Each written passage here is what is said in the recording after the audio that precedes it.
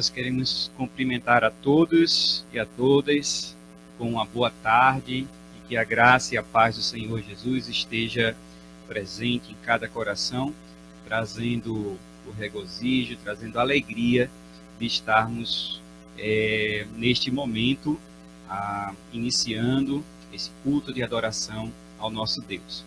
Nós queremos começar este tempo tendo uma palavra de oração, colocando então nossas vidas como instrumentos nas mãos dele, para que tudo que façamos, possamos assim fazer para a glória de Deus. Vamos orar a Deus então, pedindo sua direção. Senhor Deus, nós somos gratos por esse dia, somos gratos por esta tarde, somos gratos pelo momento que o Senhor nos proporciona para estarmos juntos adorando o teu nome. Nós queremos, Deus, te agradecer por toda a semana que passou e por uma nova semana que se inicia, e em saber, Deus, que em todo momento tu tens cuidado de nós, tu tens provido as nossas necessidades, tu tens também nos guiado ao entrar, ao sair. O Senhor tem nos livrado, nos guardado. O Senhor também tem cuidado da nossa saúde, mesmo, Deus, diante das situações corriqueiras, sempre estamos sendo fortalecidos por Ti.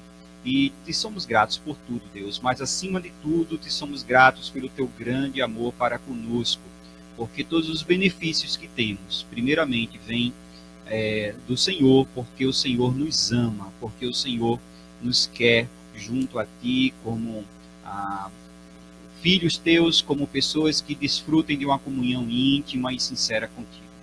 Te agradecemos assim, Pai, e pedimos que nesta tarde possamos ter esse momento de adoração e assim o Senhor também fale aos nossos corações diante de tudo aquilo que o Senhor quer nos ensinar. Em nome de Jesus, amém. Neste momento nós vamos cantar cânticos de adoração a Deus, e vou pedir então a ajuda de Natan também para nos dirigir nos louvores. Então nós vamos cantar esse cântico que tem por título Glorificar.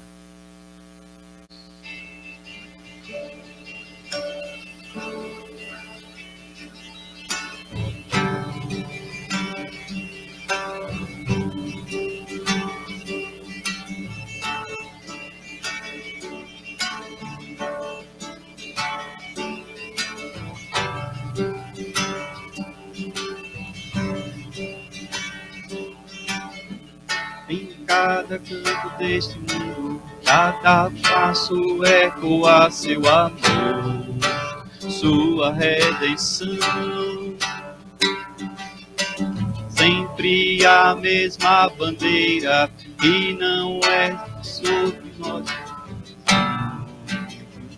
O Senhor e Rei, o grande eu sou, com sua voz nos chama a existir, com ele caminhar, servir e amar a igreja, seu santo nome, e até o fim sempre glorificar.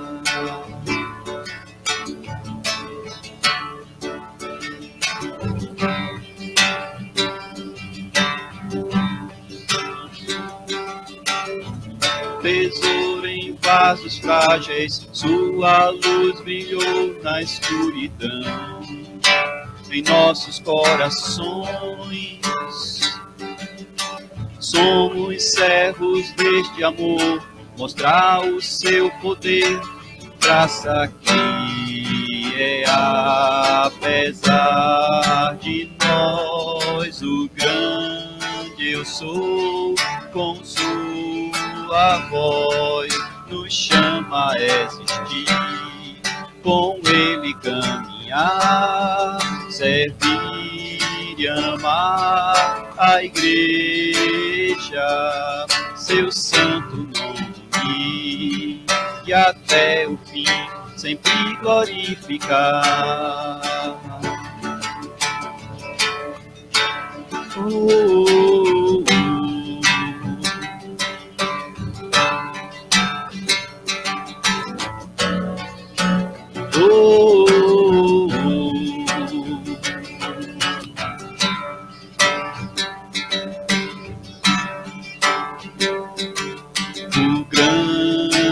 Deus sou, com sua voz nos chama a existir, com Ele caminhar, servir e amar a igreja, seu santo nome, e até o fim sempre glorificar.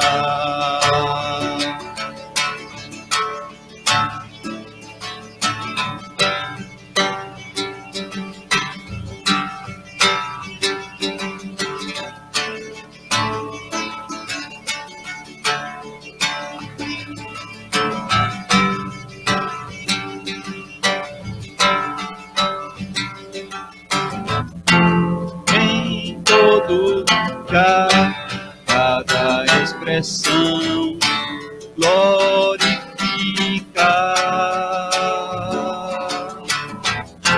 seja aqui ou além e até o final, glorifica o grande eu sou, com sua voz nos chama a existir, com Ele caminhar, servir e amar a igreja, seu santo nome, e até o fim sempre glorificar. Oh, oh, oh, oh,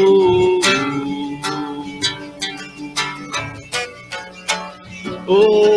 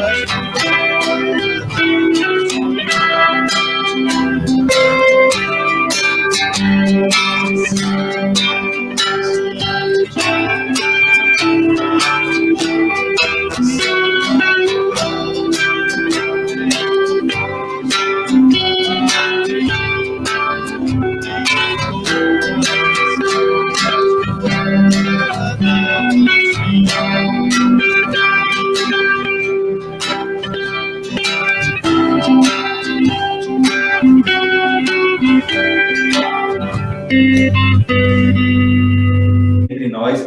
Hoje temos também nos visitando Carol, que é nossa amiga de longas datas, né, que nos prestigiou também com sua presença. Exatamente, conhece nossos filhos desde pequeno, nos prestigiou com sua presença. Obrigada. Seja bem-vinda, né, sempre, né, não somente hoje, mas seja bem-vinda sempre. E você também, né, é bem-vindo, você que mora aqui em Pesqueira, que de alguma forma está assistindo o nosso culto, você pode também chegar até aqui, o nosso endereço, e assim também ter esse momento, né, gratificante na presença de Deus em serviço de adoração a Ele.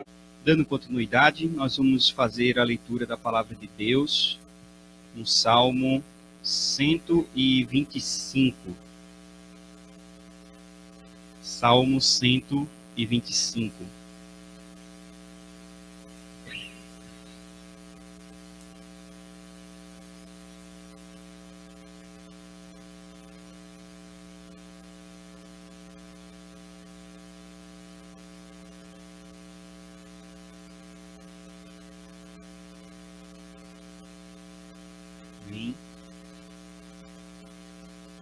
Todos encontraram? Vamos fazer essa leitura de forma alternada. Eu posso ler o primeiro versículo, e quem está com sua Bíblia em mão, seja ela física ou no formato eletrônico, poderá nos acompanhar. Salmo 125 diz assim a palavra de Deus: Os que confiam no Senhor são como o monte de Sião, que não se pode abalar, mas permanece para sempre.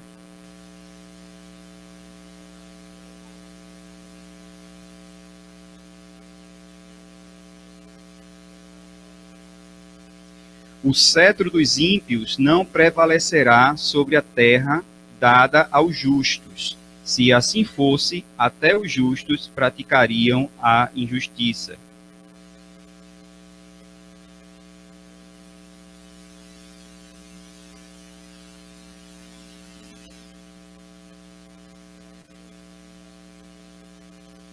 Mas os que se desviam para o caminho tortuoso, o Senhor infligirá o castigo dado aos malfeitores. Haja paz em Israel. Vamos ler juntos o versículo 1? Os que confiam no Senhor são como o monte de Sião, que não se pode abalar, mas permanece para sempre. Amém. Nesse momento nós vamos ter mais uma palavra de oração, colocando diante dele também aqueles que estão em aflição, né? Aqueles que estão passando por dificuldades, seja por situações de saúde, seja por questões de relacionamentos, desemprego, ou qualquer outra situação que o Senhor conhece. Então, aqueles que estão nos acompanhando também por meio da nossa transmissão, nosso culto online, podem também assim colocar diante do Senhor as suas causas, as suas necessidades, e o Senhor certamente nos ouvirá o clamor por meio da sua misericórdia. Vamos orar neste momento. Senhor nosso Deus, nós te somos mais uma vez gratos pela tua palavra lida, e a tua palavra diz que aqueles que confiam em ti são como os montes de Sião, que não se abalam, mas permanecem para sempre. Aquelas fundações que lá estão hoje, naquele território onde o teu povo viveu a sua mais importante história, a relação contigo, enquanto caminhavam no deserto, e depois também possuindo a terra que tu prometestes.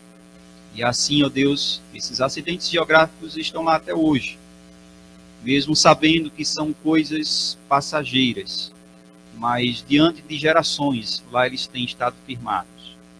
O Senhor é muito mais do que isso. O Senhor é o Deus eterno, cuja palavra não tem começo e nem tem fim. Aquilo que tu dissestes é de eternidade a eternidade, pois já estava, ó Deus, em teu coração assim fazer. Os teus preceitos são eternos, os teus propósitos são eternos. E Por isso também, Deus, tudo aquilo que diz respeito às nossas vidas, o teu agir na nossa vida, faz parte desses planos, os planos eternos do Senhor para conosco. Primeiramente, nos concedendo a salvação em Cristo Jesus, nós os que cremos no seu nome. E também, ó Deus, as bênçãos, as dádivas decorrentes como resultado, Deus, da nossa relação contigo por meio do teu Filho. E assim, Deus, nós podemos chegar a ti, podemos clamar e confiar que o Senhor nos socorre. O Senhor é aquele, ó Deus, cujas promessas não irão falhar. E tudo aquilo que está prometido em tua palavra com relação àqueles que te buscam, certamente se cumprirá. Tua palavra diz, Deus, que o justo não mendigará o pão. A tua palavra diz, Senhor, que nenhuma coisa mortífera nos atingirá, se assim, ó Deus, o Senhor não permitir. A tua palavra diz também, ó Deus, que nem a morte, nem a vida, nem a fome, nem a nudez, nem qualquer outra coisa poderá nos separar do teu amor. E por isso, Deus, também, diante das nossas necessidades, nós podemos confiar que o Senhor está conosco, que o Senhor nos socorrerá, que o Senhor nos dará, ó Deus, as forças necessárias, ó Deus, para suportarmos as adversidades, as lutas e confiarmos, Deus, que o Senhor nos levará seguros e vitoriosos, porque, ó Deus, mesmo que as lutas desse mundo, mesmo que as adversidades, elas sejam tamanhas, ó Deus, muitas vezes parecem ondas capazes de naufragar um grande navio. Ainda assim, Deus, nada se compara àquilo que o Senhor já preparou para nós nos céus, naquilo que diz respeito, Deus, à nossa vida eterna na tua presença. Portanto, aquilo que o Senhor Jesus já preparou, já está reservado para nós. E não sucumbiremos, ó Deus. Não iremos desanimar diante das adversidades, das perseguições, diante das fraquezas, diante das afrontas, diante, ó Deus, dos que nos perseguem até. Porque o Senhor está conosco. E assim, ó Deus, podemos caminhar firmados de que o Senhor nos guardará até o dia glorioso de Cristo Jesus. Enquanto andarmos aqui, Pai, nos ajuda a não entristecermos o Teu nome, a não entristecermos o Teu Espírito. Pai, que possamos andar vivendo em íntima comunhão contigo. Que esse seja o nosso desejo todos os dias, Pai. Perdoa-nos se assim não temos feito, porque somos falhos. Precisamos do Senhor todos os dias. Precisamos da Tua palavra todos os dias, nos confortando, nos animando, nos corrigindo, nos ensinando. Precisamos, Senhor, de Ti a cada momento. Por isso, Senhor, nos ajuda, nos socorre, nos livra, sara as enfermidades, aqueles que estão enfermos e estão clamando, esperando no Teu socorro. Se este é o Teu propósito para a glória do Teu nome, Deus, cura, restaura, fortalece. É o que nós pedimos e te agradecemos no nome de Jesus. Amém. Nós vamos cantar mais uma música, também em adoração a Deus.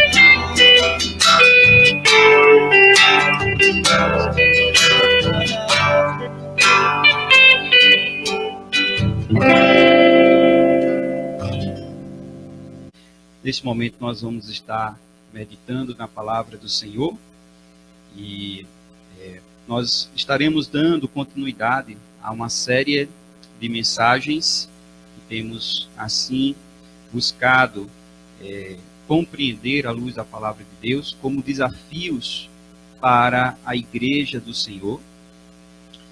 E nós temos feito isso meditando no livro, na carta do apóstolo Paulo aos Efésios. Nós já vamos abrir nossas Bíblias, na carta do apóstolo Paulo aos Efésios, e assim estarmos meditando neste livro.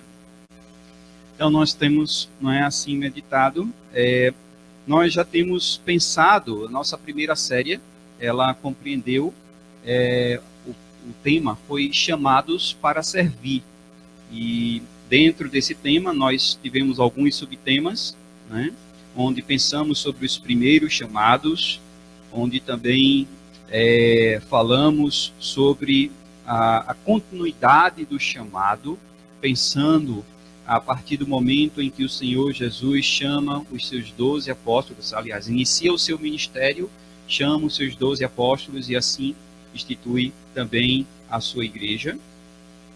E também meditamos sobre obedecendo às ordens do Mestre. E agora iniciamos uma nova série, ainda pensando, né, sobre a missão da igreja e o seu compromisso com o reino de Deus. E estamos agora falando sobre habilitados para servir. Né, habilitados para servir. No domingo anterior, né, a mensagem anterior a esta, né, nós estivemos pensando sobre o tema assumindo a identidade do reino, né?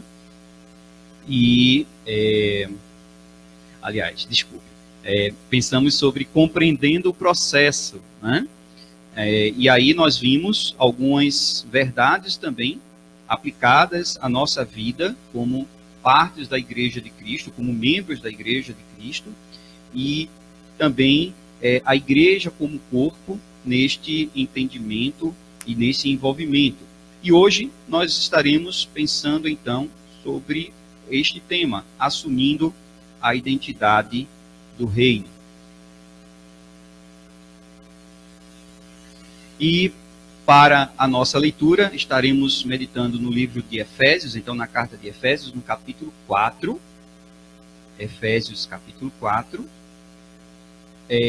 Por questão também do tempo, nós não iremos ler, discorrer a leitura agora, mas à medida então que fomos aplicando Então, aquilo que gostaríamos de estar refletindo, a gente então estará lendo os versículos aqui em sequência, né? Neste capítulo, o apóstolo Paulo, né, estará tratando sobre a unidade do corpo de Cristo, né? A necessidade, tema central aqui é a necessidade de unidade, né? E nós estaremos pensando, né, dentro dessas verdades, né, como nós podemos comprometer com esses valores, com todos os valores que também incluem, que têm como maior propósito viver unidos como corpo de Cristo. E dentro desse sentido, o primeiro aspecto que a gente quer destacar são os valores éticos do reino.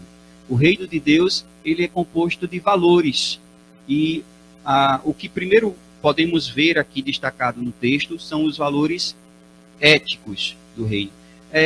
Nós estaremos pensando aqui, embora não queremos aplicar, né, um contexto secular, a estrutura da igreja, que, né, tem um propósito, né, sobrenatural, né, no sentido da nossa relação com Deus, da relação com o nosso Criador, com o nosso Salvador, mas a gente vai ver que à medida que estivermos aqui discorrendo, existem alguns aspectos que são muito parecidos com aquilo também que nós vemos na estrutura das grandes empresas, né, que buscam, digamos assim, excelência na sua organização, no seu serviço, nos seus objetivos.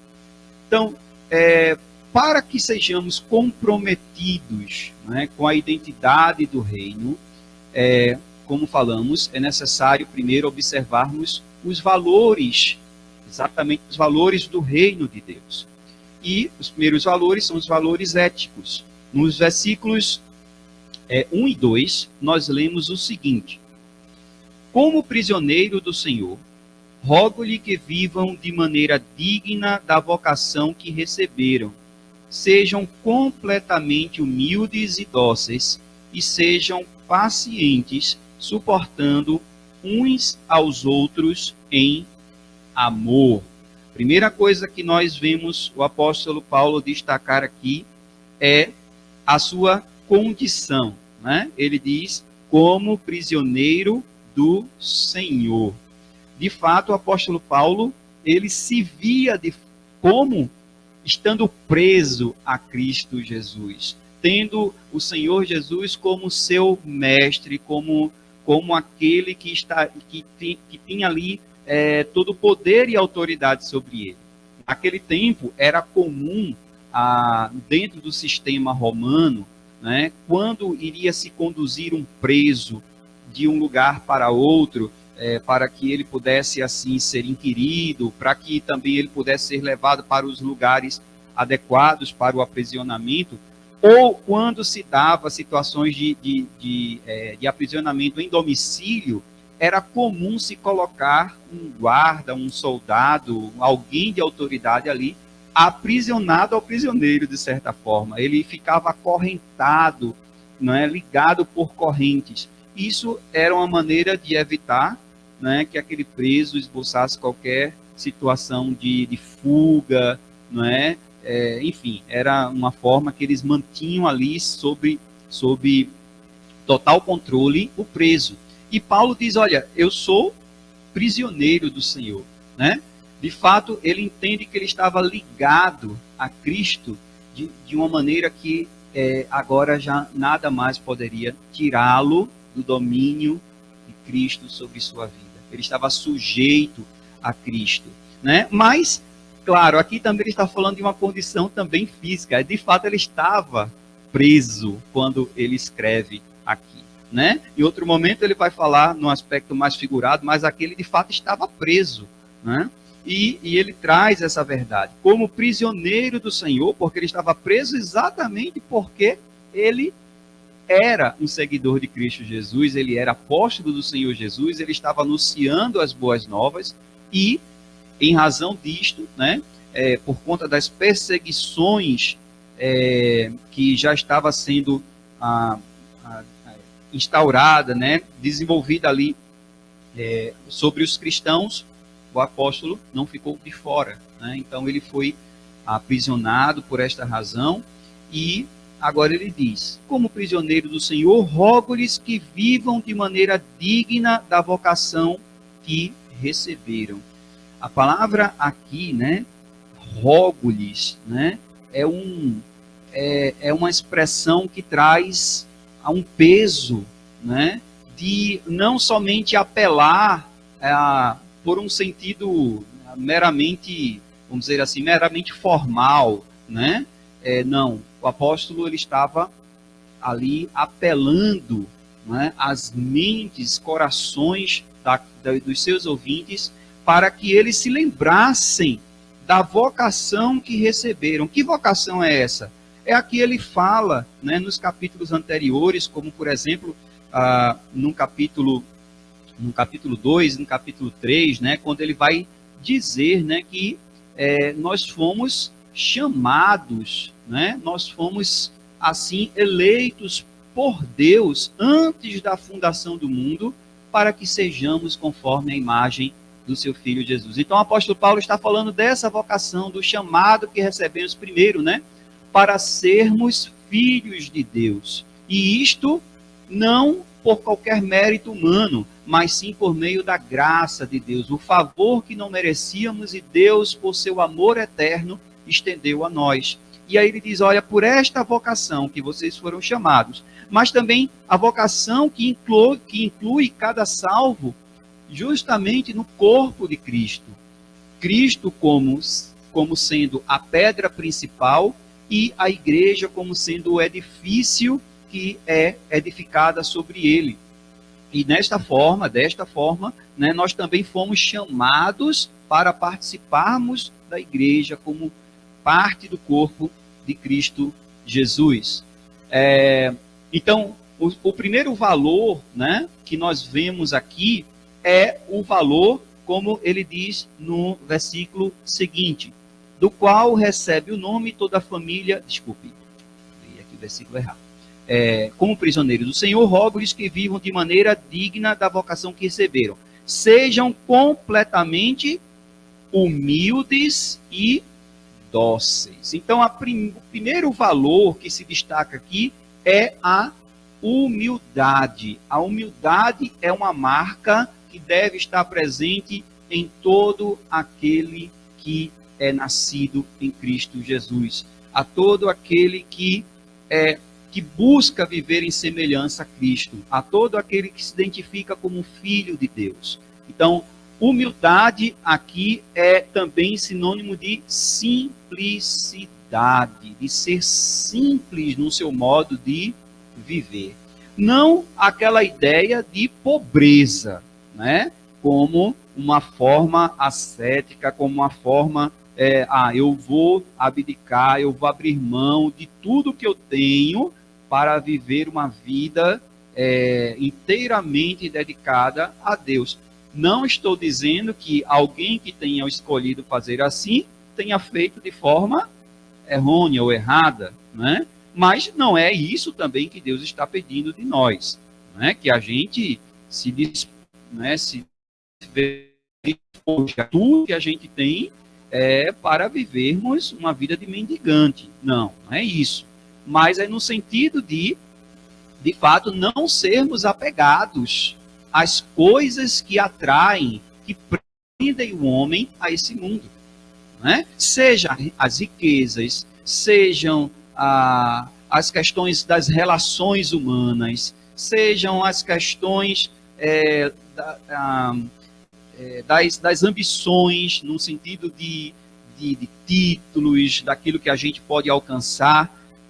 Todas essas coisas podem ser conquistadas, todas essas coisas podem ser vividas, mas essas coisas não podem superar, não podem estar acima do nosso sincero desejo de vivermos uma relação de intimidade com Deus. Então, quando essas coisas estão tomando o primeiro lugar na nossa vida, é sim momento de buscarmos abrir mão, é sim momento de fazermos a substituição por aquilo que verdadeiramente agrada a Deus. E aí talvez seja o momento, realmente, né? E talvez não correr tanto atrás, né? De ter posses, né? De ter uma imagem diante da sociedade. Aí seja o momento de eu dizer, não, a mim compete tão somente ser a imagem de Cristo. Portanto, é Ele quem deve aparecer em minha vida. Né? Como diz o apóstolo Paulo, que ele cresça e que eu cada vez mais diminua, no sentido de estar evidente em minha vida a pessoa de Cristo. E a humildade, aqui a simplicidade, passa por essas coisas, mas também a simplicidade na maneira de sermos, de falarmos, de agirmos, de tratarmos o outro, né? Sem a arrogância, sem a prepotência, né? Sem isso não importa a condição em que estejamos na sociedade, né? Estejamos nós em função de subordinados ou estejamos nós em condição de exercer autoridade, de estar em um cargo de coordenar, de liderar, de chefiar. Ainda assim, devemos sempre lembrar que, como filhos de Deus, devemos buscar uma vida simples.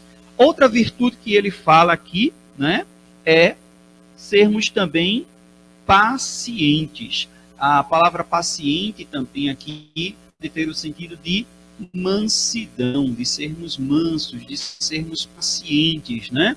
E aqui é sinônimo de gentileza também, de sermos gentis, né? No trato uns com os outros, sempre buscarmos, né? Sermos empáticos ao outro. Seja qual for a situação, procurarmos entender o que nos leva, né, a tratar com o outro, a maneira como vamos, então, abordar, como vamos falar, como vamos socorrer, como vamos chamar atenção, enfim, né? Em todas essas relações que dizem respeito aos às nossas diversas formas de agirmos na sociedade, né? Na relação de pais e filhos, na relação entre irmãos, na relação com os demais familiares, com os vizinhos, com colegas de trabalho. Então, neste sentido, né, a mansidão, a gentileza, né, precisa ser uma prioridade na nossa vida. E isso faz parte dos valores éticos do reino. Também, esses aspectos são virtudes únicas dadas pelo Espírito Santo. Claro que nós podemos encontrar, né, essas mesmas virtudes em pessoas até que não reconheçam a necessidade de uma relação com Deus, ou mesmo que não tenham experimentado o novo nascimento.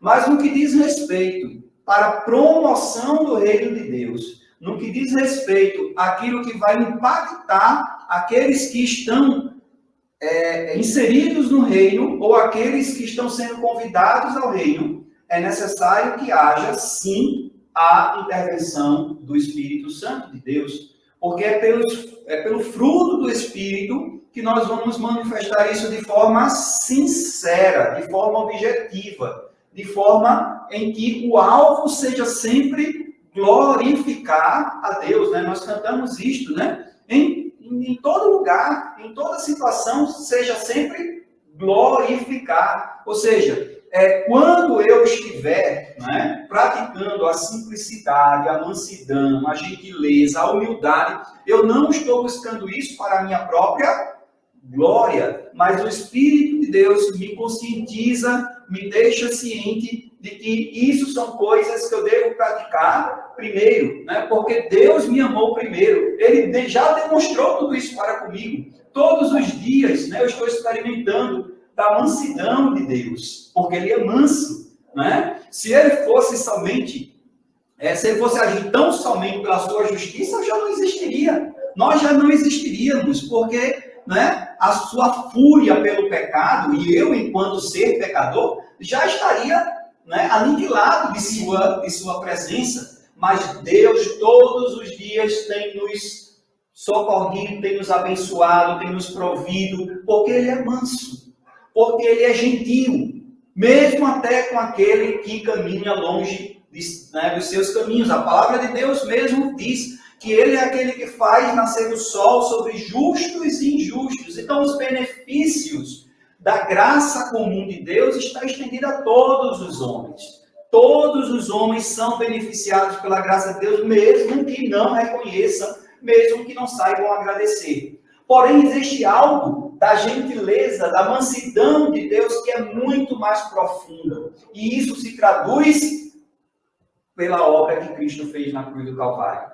É a maior prova da mansidão de Deus. O Cordeiro que não abriu a boca, o Cordeiro que não reivindicou os seus direitos, que não reivindicou o fato de ser o próprio Deus, mas ele se humilhou até o ponto, até o momento de ali na cruz levar sobre si as nossas iniquidades. Essa é a maior prova do amor de Deus, da gentileza, da mansidão de Deus, da simplicidade, da humildade, do Deus eterno que se faz homem como um de nós. Então, nós temos esse desafio, primeiro porque Deus, no seu caráter, é assim.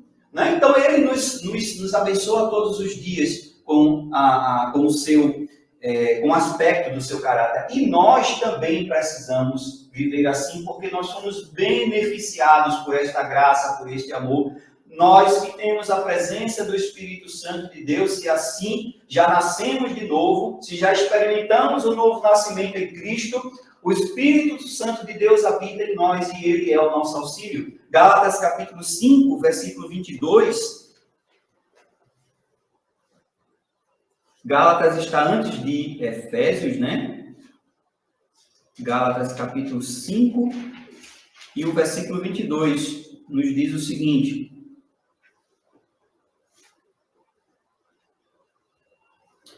mas o fruto do Espírito é amor, alegria, paz, paciência, olha aí, né? Longanimidade, amabilidade, bondade, fidelidade, mansidão e domínio próprio. Contra essas coisas não há lei. Então, o Espírito Santo, ele nos confere, ele nos abençoa, ele imputa, ele traz às nossas vidas essas marcas, essas características da presença de Cristo em nós, que é o amor, a alegria, a paz, a paciência, a amabilidade, a bondade, a fidelidade, a mansidão, o domínio próprio. Não vamos discorrer sobre cada uma dessas características, mas as palavras em si, né, já falam muito. Né? Podemos, né, no nosso refletir sobre cada uma dessas características, buscar, né, entender quão profundas são essas marcas para aqueles que seguem a Cristo Jesus, para aqueles que fazem parte do reino de Deus, para aqueles que estão inseridos na igreja de Cristo. Então, outra coisa, né, que ele diz, né, que nós também precisamos ser longânimos, e isto em amor, né? Longânimos é pacientes, é ter um longo ânimo, é um ânimo prolongado, um ânimo que não fica contando o tempo, que não fica determinando quanto que eu vou oferecer ao outro, né? Que não fica medindo ou se medindo, né? Mas ele faz isso espontaneamente, sem esperar que isso seja devolvido em forma de algum benefício ou de algo que o outro deva fazer, né, por si. Não, fazemos, né, a necessidade de sermos longânimos, né, de termos esse longo ânimo, porque a nossa motivação é o amor de Deus. É quando amamos ao próximo, entendendo que este é um dos mandamentos para aqueles que foram chamados, para aqueles que se identificam como discípulos de Cristo, porque um dos mandamentos que identifica o discípulo de Cristo é amar ao próximo, porque foi um dos mandamentos de Cristo, né, que amássemos uns aos outros, assim como ele nos amou. Então, por causa do amor, que Deus, né, trouxe aos nossos corações e que nós revelamos para com os outros, precisamos também exercer a paciência. E aqui a paciência se aplica a tudo, não é? Tudo que diz respeito ao nosso relacionamento com o outro, né? Tudo aquilo que ameace a quebra do relacionamento com o outro, ou que ameace aquela porta que se abre na minha convivência com o outro, eu devo rejeitar. Né?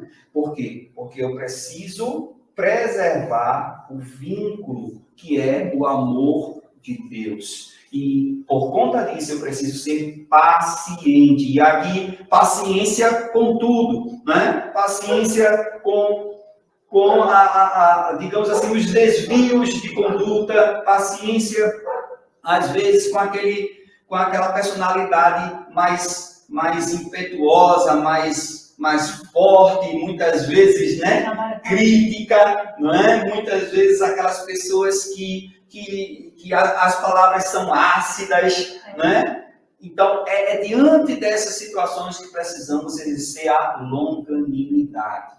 E muito mais para com os que são parte do corpo de Cristo. Aí que nós temos mesmo esse dever de sermos longânimos uns com os outros. Porque o nosso compromisso é a edificação uns dos outros. É contribuirmos e cooperarmos para que o meu irmão, a minha irmã esteja crescendo no conhecimento de Cristo. E aí eu tenho que ter paciência diante daquilo que eu sei que não se encaixa, né? Aquilo que não se assemelha a Cristo, mas é algo que precisa ser trabalhado, é algo que precisa ser lapidado, é algo que precisa ser corrigido à luz da palavra de Deus. E aí vem a necessidade da paciência em amor, para que o amor de Deus constranja, para que o amor de Deus motive, para que o amor de Deus quebrante aquele coração e ele entenda, opa, preciso ajustar, preciso afinar, preciso colocar em sintonia o meu caminhar com Cristo. E Deus está usando essa pessoa, Deus está usando o Natan, Deus está usando a Adriana, Deus está usando outras pessoas para esse propósito. E eu preciso aceitar isto. Né? Ele está sendo paciente comigo e eu preciso reconhecer que isto é o amor de Deus para comigo. Também, né, temos os valores da unidade, né? Falamos dos valores éticos, né? Mas como o próprio texto, né, nos chama a atenção, né? Voltando lá ao capítulo 4, na minha Bíblia, o título desse capítulo é a unidade do corpo de Cristo. E nós temos valores também que refletem unidade. Em uma empresa, sabemos que é necessário haver unidade também.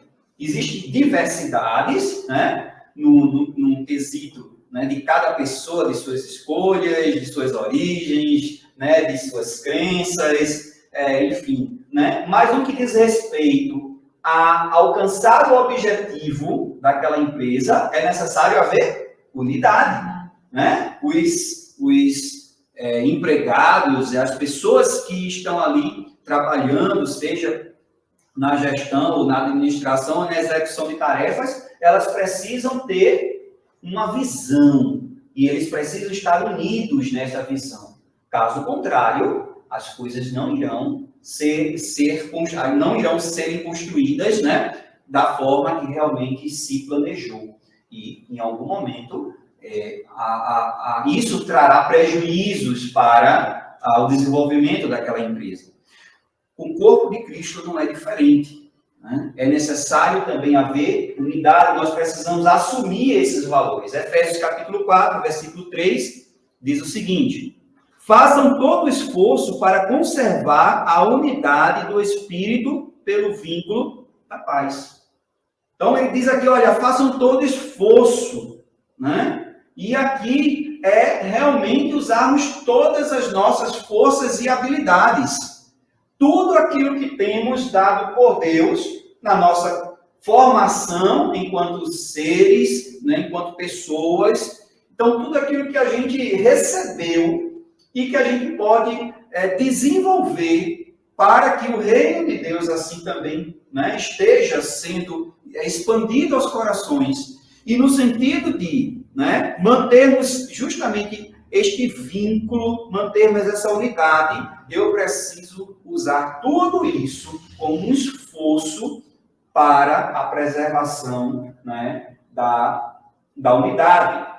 Evidentemente, mais uma vez, precisamos lembrar que o Espírito Santo é o agente principal nas nossas vidas, na vida da igreja, para que isso se concretize, para que isso seja real. Na igreja de Cristo, se o Espírito Santo não tem liberdade de agir, se os corações estão, né, como também fala o apóstolo, né, extinguindo o Espírito, porque estão buscando ou estão praticando obras que não glorificam a Deus e os corações estão entulhados daquilo que não é próprio de quem anda com Cristo. Então, obviamente que a unidade também vai ser minada. A unidade também vai ser prejudicada. Vai ser um corpo sujeito a divisões. E por falar em divisões, não é? Quantas existem por aí? Todos os dias, todas as vezes que nos deslocamos para um outro lugar, a gente vê resultado daquilo que são, né, que é a divisão no corpo de Cristo. Aí estou falando realmente, né, daquela situação de quantas denominações, né, a gente encontra hoje, né? Quantos ministérios, quantas igrejas, né, por aí espalhadas, né? Seria bom se tudo isso de fato fosse tão somente o resultado da expansão do reino de Deus. Mas quando você vai ver, quando você vai conhecer aquela comunidade, a liderança, enfim, você vê que, infelizmente, muitas vezes, aquele grupo, aquelas pessoas estão ali, né, construindo, digamos,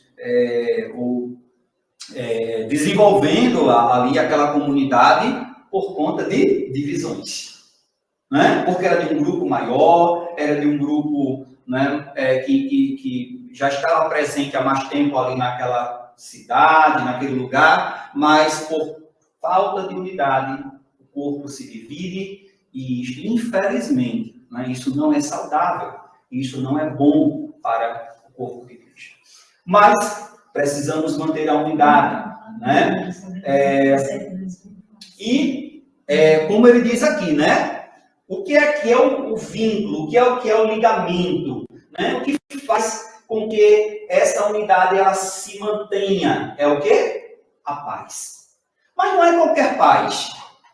Não é aquela paz que a gente usa no decorrer do dia, né? Tá tudo em paz, no sentido de, não estou com nenhum problema, não estou devendo a ninguém, né? Estou com saúde, enfim, né? Não estou intrigado com ninguém. Não é esse sentido. Paz aqui é a paz, primeiramente, com Deus. É a paz que é restaurada, que é reconstituída somente na pessoa de Cristo. A paz que foi perdida lá no Éden, quando os nossos pais pecaram, mas que agora em Cristo, né, nós temos aí a condição de sermos reconciliados com Deus. Primeiramente, a paz de Deus que precisa estar presente em nossos corações, ou seja, eu preciso ter um relacionamento verdadeiro, íntimo com Deus. Segundo, essa paz também é uma paz que ela se propaga para com todos aqueles também que andam em comunhão com Deus. E ela não é circunstancial. Ela não depende das circunstâncias. Essa paz ela estará presente, por exemplo, agora mesmo, neste momento, está presente na vida de muitos irmãos e irmãs em Cristo em países perseguidos, em países onde a igreja de Cristo é perseguida, né?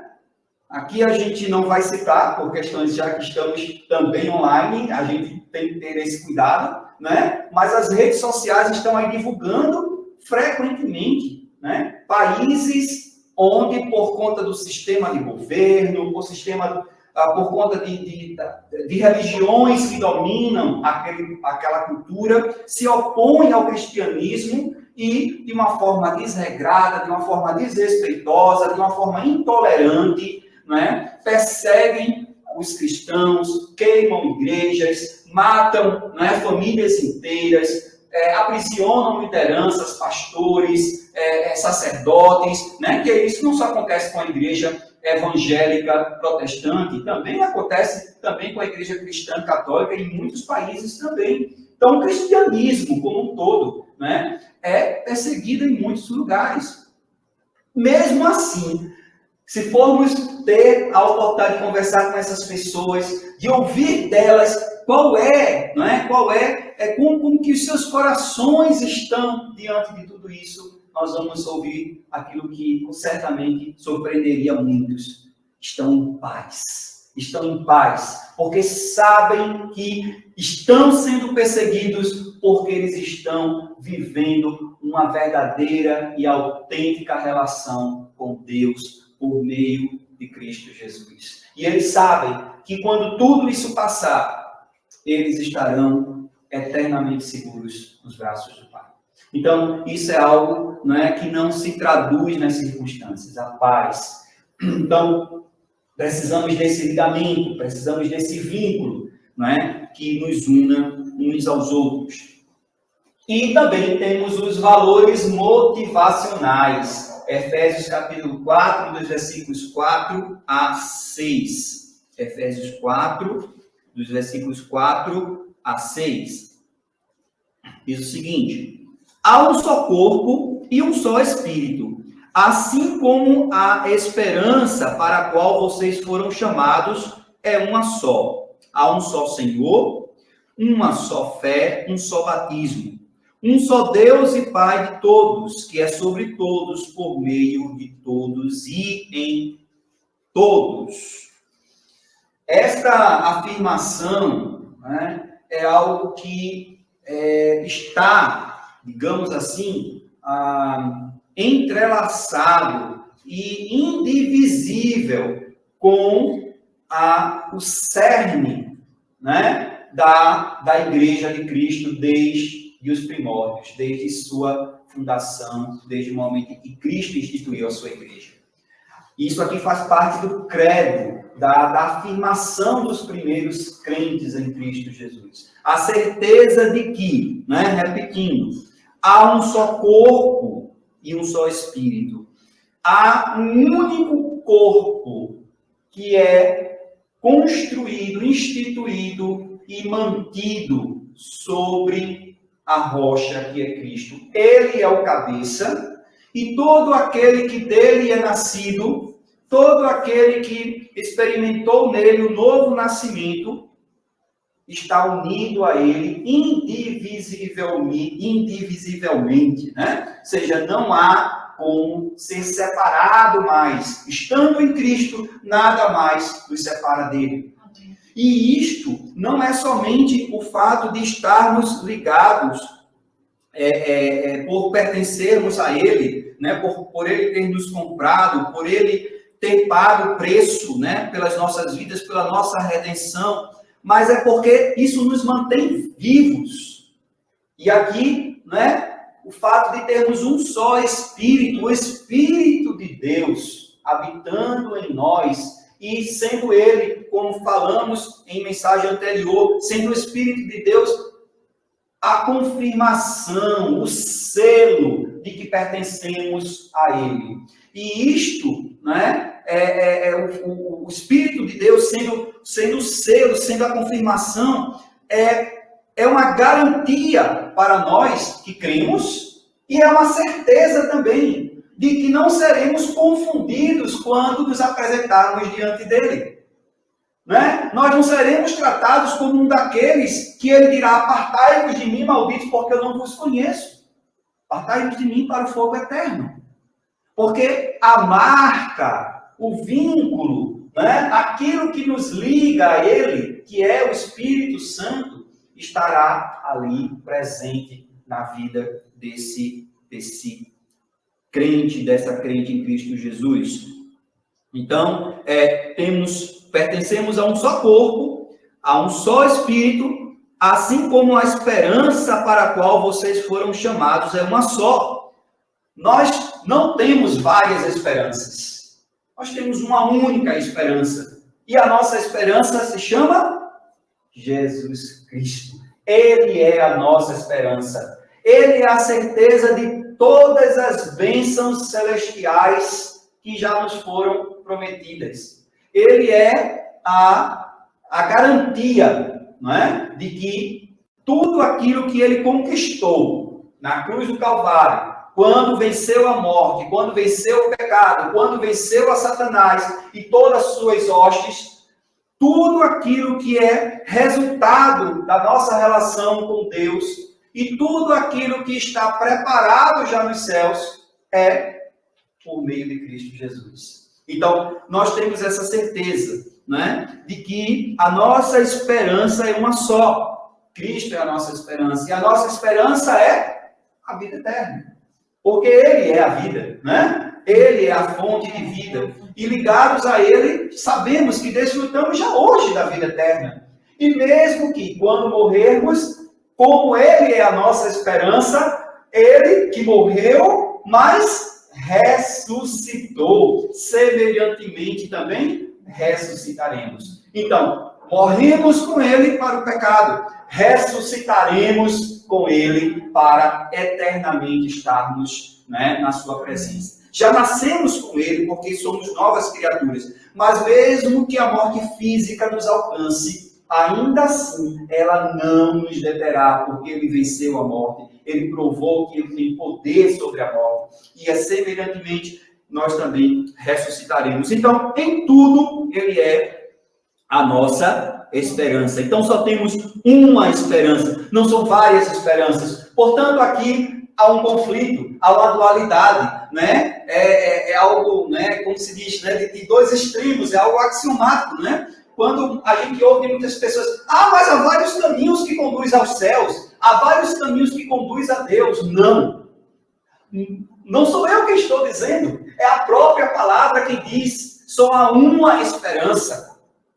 Não há outros nomes pelos quais eu possa desfrutar da paz com Deus, do relacionamento íntimo com Deus, da vida eterna. Não, só há uma. E a esperança é Cristo. Não há outra. Não há outra esperança. Não há outros espíritos. Só há um só espírito. Só há um vínculo. Só há um corpo. Não são vários corpos. É um único corpo. Agora, claro, esse corpo, ele não se resume a uma comunidade presente em um lugar, em um bairro, em uma cidade, ou por ter um rótulo. Não, esse corpo, ele é invisível até, né? E ele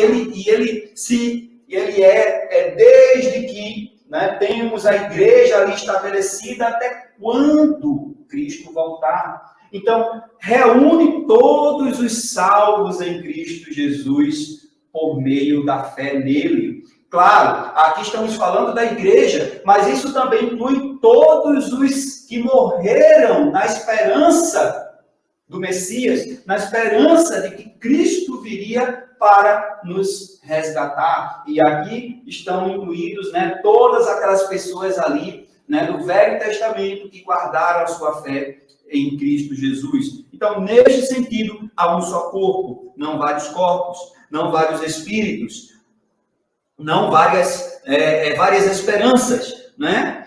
E um só Senhor. Há um só Senhor. E esse Senhor se chama Jesus Cristo, o Filho de Deus, o Deus eterno encarnado entre nós, que experimentou, né, todas as mazelas dessa vida, mas em tudo foi obediente ao Pai, até o momento de dar sua própria vida por nós, pelos nossos pecados. Há uma só fé.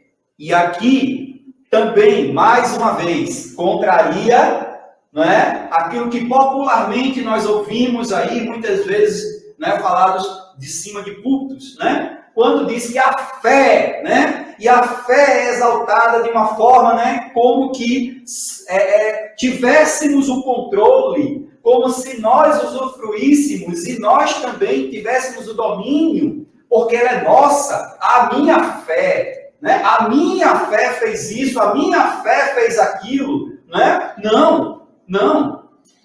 Existe um equívoco aqui. A fé não é uma força sobrenatural, impessoal, que eu posso ter domínio sobre ela. A fé, segundo a palavra de Deus, ela vem do próprio Deus.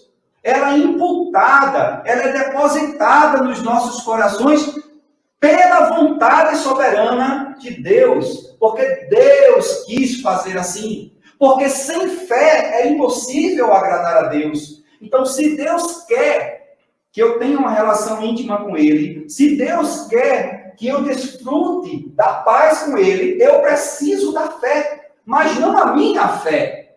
É a fé que vem dele. Deus mesmo deposita em nossos corações. E aí não sou eu que tenho domínio sobre a fé. Né? É a fé baseada nas coisas que se esperam e nas coisas que eu não posso ver. Mas eu tenho certeza que elas existem. Porque elas estão prometidas. Elas estão reveladas nas Escrituras. Elas são inerentes a um ser que é verdadeiro, que é fiel em tudo aquilo que diz. A um ser que é eterno, de geração a geração, ele sempre será Deus. Ele é imutável. Portanto, a minha fé, quando eu digo a minha fé, no sentido não de que é algo, né, que eu nasci, né, com ela e tenho domínio sobre ela. Não, mas a fé que Deus imputou no meu coração é a mesma fé que está presente no coração de todos aqueles que creem. Portanto, é uma única fé. A fé que está presente em meu coração é a fé que está presente no coração de Natan, que está presente no coração de Ana, que está presente no coração de você que nos ouve, né? É a fé que Deus imputou a nós e que nos leva a estarmos unidos a Ele. É a fé em tudo aquilo que Ele já fez para que nós hoje pudéssemos desfrutar de comunhão com Ele. Há um só Deus e Pai de todos, né? E aqui, Deus e Pai. Há um só Deus, né? E mais uma vez, precisamos ter muito cuidado, né? Quando ouvimos dizer, né? Mas Deus está presente em todo lugar, Deus é tudo, Deus está em todas as religiões. O Deus que o apóstolo Paulo fala aqui é o mesmo Deus revelado aos profetas. É o mesmo Deus presente de Gênesis a Apocalipse. E esse Deus, ele é pessoal. Esse Deus, ele se manifesta, tem se manifestado ao longo da história. Desde a abertura ao fechamento do cânon, que é a palavra de Deus revelada a nós. Então, nós temos um Deus invisível, porque ele é Espírito, mas que a fé que nos leva a crer nele o torna visível. Porque nós podemos entendê-lo na sua essência, naquilo que o apóstolo Paulo diz que nós precisamos buscar, que é compreender a largura e a profundidade da natureza de Deus revelada no seu Filho Jesus Cristo. Então não é um Deus impalpável, no sentido de que é algo abstrato, algo desconhecido, algo que não se manifesta, que não se revela. Não. O que eu posso conhecer de Deus está revelado nas Escrituras. E se o Deus que é anunciado, é pregado, não se adequa, não tem as características do que está revelado, eu não posso aceitar isso como uma verdade. De dizer que, é Deus. Não, porque não é o Deus revelado. Não é o Deus que se apresenta nas Escrituras. As características destoam. O caráter destoa. O propósito destoa. Então, neste aspecto, eu não posso dizer que tudo é Deus. Ou que Deus está presente em todas as religiões. Não o Deus revelado.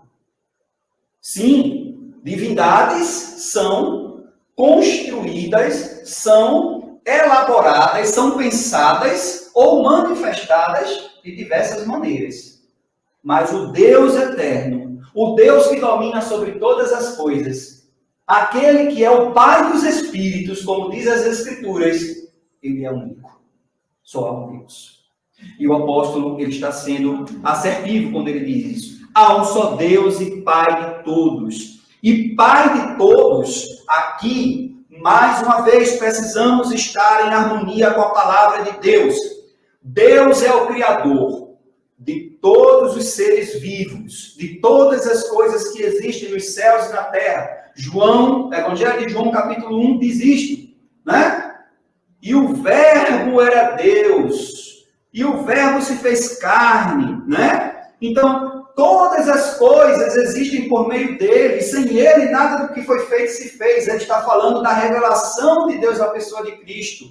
Sim, Jesus é o próprio Deus encarnado e revelado a nós, mas na pessoa trina, o Deus trino, Pai, Filho e Espírito Santo, é que todas as coisas foram criadas, né? E nesse sentido, ele vai dizer mais além, que embora ele tendo criado todas as coisas, inclusive nós também somos suas criaturas, para ser chamados seus filhos, precisa de uma condição. Ele vai dizer lá no Evangelho de João capítulo 1, mas a todos que o receberam, deu-lhes o poder de serem chamados filhos de Deus, a saber, aos que creem no seu nome. A condição é receber a Cristo Jesus, porque muitos não receberam ainda, ou muitos ainda continuam rejeitando a Cristo. Ele estava falando particularmente dos judeus que rejeitaram a Cristo como Messias, mas isso é uma verdade no coração de milhões e bilhões de pessoas em todo o mundo, que embora ouvindo a exposição da palavra de Deus, ainda assim rejeitam a verdade da palavra de Deus. Não reconhecem Cristo como Senhor. Não reconhecem Cristo como o Deus eterno. Não reconhecem Cristo como o único que de fato pode nos fazer ter paz com Deus. A saber, aos que creem no seu nome. Então, a esses ele deu o poder de serem chamados filhos de Deus. Então, quando o apóstolo Paulo diz aqui, há um só Deus e Pai de todos, esse todos aqui não é todos no sentido inclusivo de toda a raça humana. Ele está falando a todos aqueles que creram no seu nome, a todos aqueles que confessam a Jesus como Senhor, sim, há um só Deus e Pai. Para aqueles que não reconhecem, infelizmente, não pode, essa verdade não se aplica. Deus é Criador, Deus é o provedor, mas ainda não é Pai. Porque a paternidade, a filiação, é uma dependência da obra de Cristo Jesus. Só quando eu deposito minha fé, a fé mesmo imputada por Deus, nesta verdade, a própria palavra de Deus nos diz que ele nos declara seus filhos. Aí, essa verdade de há um só Deus e Pai. Porque todos aqueles que estão ligados a Cristo como corpo, pertencem a ele, foram chamados para ser seus filhos. E, continuando,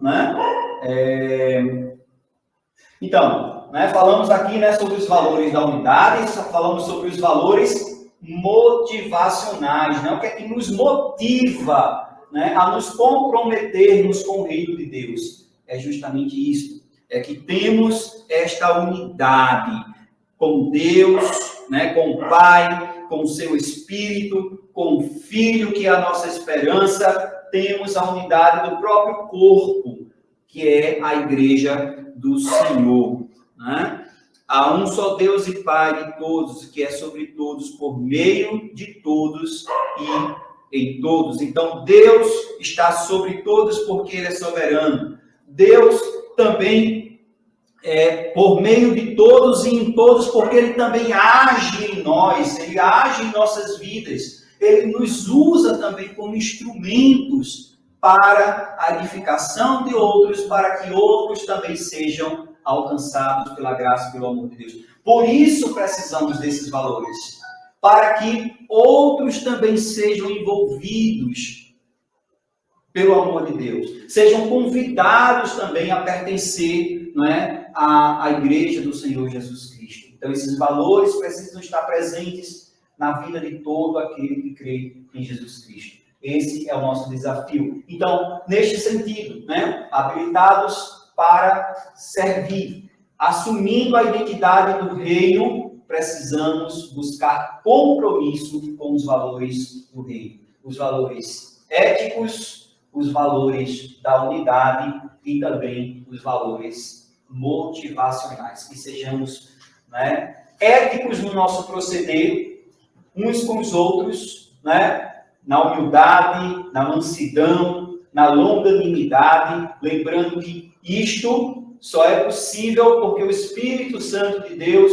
habita em nós e Ele assim nos deu o fruto necessário para que manifestemos em nossas vidas o amor de Deus uns para com os outros, né?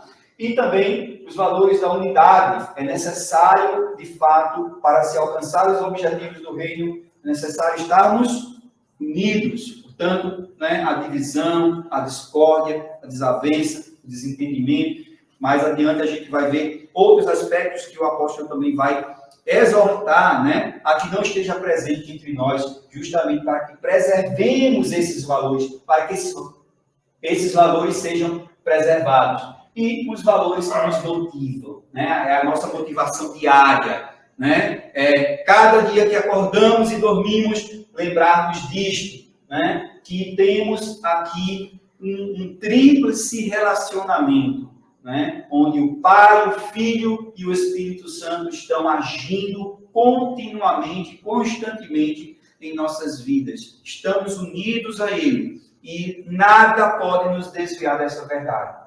Né? Nenhuma outra verdade que esteja fora daquilo que é exposto na palavra de Deus deve tomar conta das nossas mentes e corações. Precisamos preservar aquilo que está revelado na palavra de Deus. E assim viveremos em paz com Deus, também uns com os outros, independente das circunstâncias. E estaremos assim desenvolvendo o nosso compromisso no reino de Deus, sendo habilitados para o serviço, né? E aqui habilitado já diz, né? É desenvolvermos as habilidades, né, no serviço do reino de Deus. Que Deus assim nos abençoe, que Ele continue trazendo aos nossos corações a sua palavra nos domingos a seguir. Nós vamos ter uma palavra de oração para concluirmos assim este culto e já convidando a todos estarem conosco no próximo domingo, se assim Deus permitir, dando continuidade à nossa série de mensagens.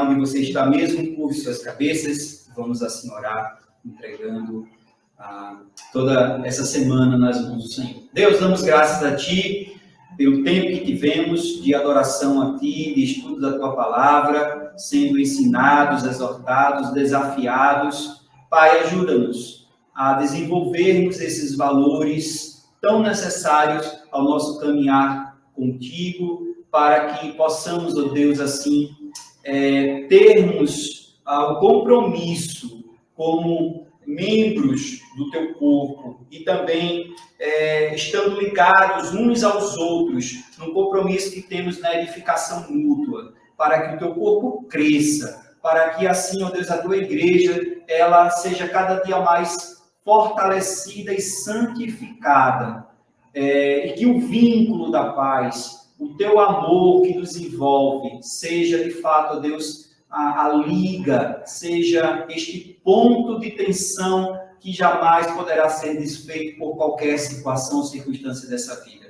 Que guardemos a nossa fé, ó Deus, no Deus único, que guardemos a nossa fé na certeza de que há um só corpo, não vários corpos, há uma só igreja, a tua igreja, e ela não depende de rótulos, ela não depende de lugar, ela não depende de prédio, ela não depende de recursos, enfim, ó Deus, de conforto ou de qualquer outra coisa do tipo.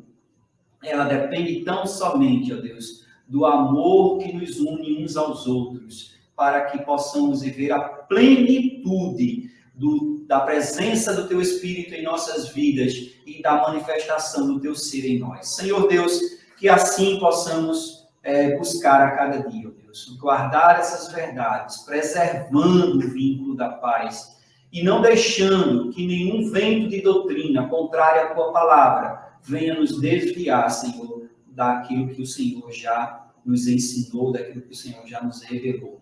Pedimos, Deus, por essa semana que se inicia, que o Senhor nos dirija, que o Senhor nos dê sabedoria, que o Senhor nos guarde, nos livre de todo mal, ó Deus, e que também os nossos corações estejam, ó Deus, assim, fortalecidos e esperançosos na vida do Teu Filho Jesus. Pedimos isto, Pai, te agradecemos, no nome do Senhor Jesus. Amém. Uma boa semana a todos, que Deus nos abençoe e nos guie em todo momento. Amém.